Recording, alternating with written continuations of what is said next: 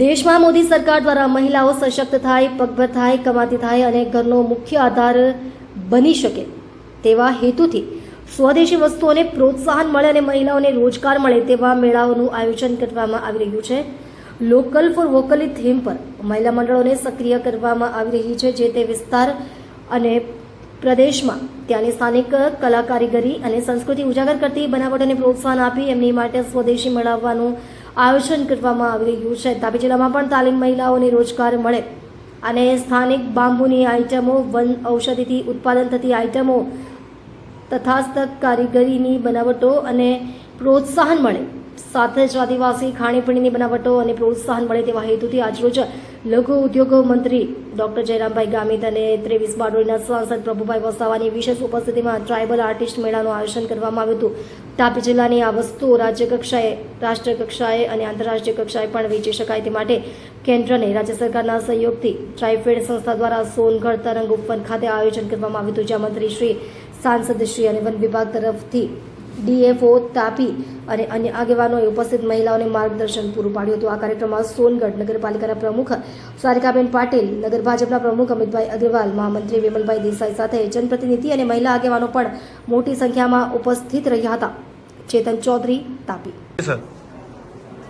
આજે તાપી જિલ્લાના સોનગઢ ખાતે જનભાગીદારી અભિયાન અંતર્ગત ટ્રાઇબલ આર્ટિસન મેળાનું આયોજન કરવામાં આવ્યું અને આ જે મેળો કરવામાં આવ્યો એમાં કેન્દ્ર સરકારના ટ્રાઇબલ વિભાગના કે અધિકારીઓ જે પણ ઉપસ્થિત રહ્યા, એમાં ખાસ કરીને અમારા આ વિસ્તારના લોકલાડીના સાંસદ પ્રભુભાઈ વસાવા સાહેબ એ પણ ઉપસ્થિત રહ્યા અને આ જે મેળામાં જે તાપી જિલ્લામાં જે ખેતી આધારિત જે વસ્તુઓ બને છે અને બીજી જે જંગલ આધારિત પણ કેટલીક વસ્તુઓ બને છે એનું અહીંયા સ્ટોલ પણ લગાવવામાં આવ્યા છે. અને આગામી દિવસોમાં તાપી જિલ્લામાં આ જે વસ્તુઓ છે એ બનાવવાથી એનું વેચાણ પણ થશે અને લોકોને રોજગારી પણ મળશે.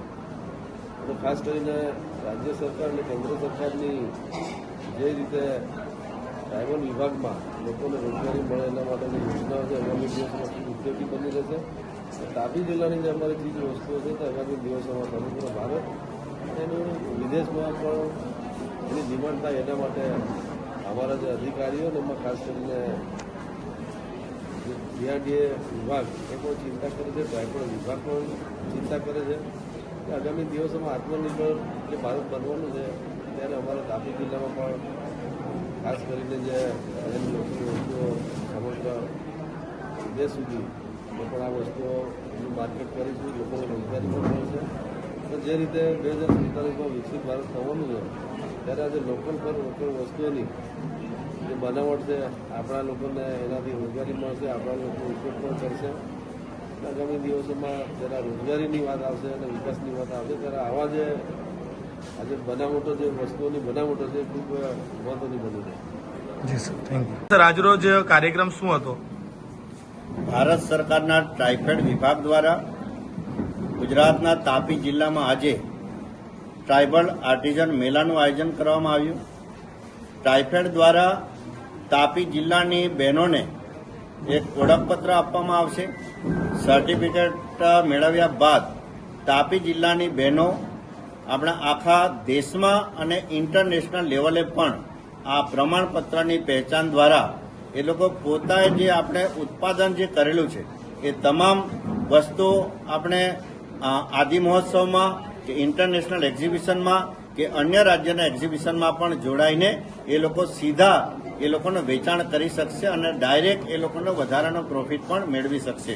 એના માટે ટ્રાઇફેડ વિભાગ અને રાજ્ય સરકારના સહયોગથી આ એક સરસ મજાના કાર્યક્રમનું આયોજન કરવામાં આવ્યું છે. સાથે મારે કહેવું છે કે દેશના આદરણીય વડાપ્રધાન નરેન્દ્રભાઈ મોદી સાહેબે આત્મનિર્ભર ભારત, આત્મનિર્ભર નારી અને સશક્ત નારીના કોન્સેપ્ટને ધ્યાનમાં રાખીને વોકલ ફોર લોકલને પ્રાધાન્ય આપ્યું છે.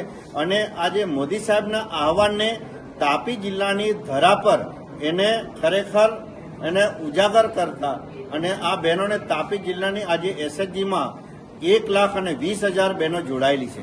ત્યારે આ તમામ બહેનો નવી ટેકનોલોજી સાથે જે તે સંબંધિત વિભાગના માર્ગદર્શન સાથે મેળવીને અને ખૂબ સારું ઉત્પાદન પ્રાકૃતિક ઓર્ગેનિક અને માનવ જીવનને હાનિ ન પહોંચાડે એવા પ્રકારનું પ્રોડક્ટ મિલેટ્સને પણ સાથે રાખીને અને તમામ પ્રકારની વસ્તુઓનું ઉત્પાદન કરશે અને આ વસ્તુઓને વેચાણ કરવા માટે એ ખૂબ સારો સાનુકૂળતા રાજ્ય સરકાર અને ભારત સરકાર કરશે અને આજના કાર્યક્રમમાં તમામ વિભાગના અધિકારીઓ ઉપસ્થિત રહ્યા અને ખાસ કરીને આ રાજ્ય સરકારના વિશેષ જવાબદારી સંભાળતા ઉદ્યોગ વિભાગના પણ મંત્રી એવા જયરામભાઈ ગામિત પણ વિશેષ ઉપસ્થિત રહીને માર્ગદર્શન આપ્યું છે અને આજનો આ તાપી જિલ્લામાં ટ્રાઇબલ આર્ટિઝન મેળો છે એ ખરેખર બહેનો માટે આશીર્વાદરૂપ બની રહેશે. સૌનો આભાર. જય જોહાર. ભારત માતા કી જય.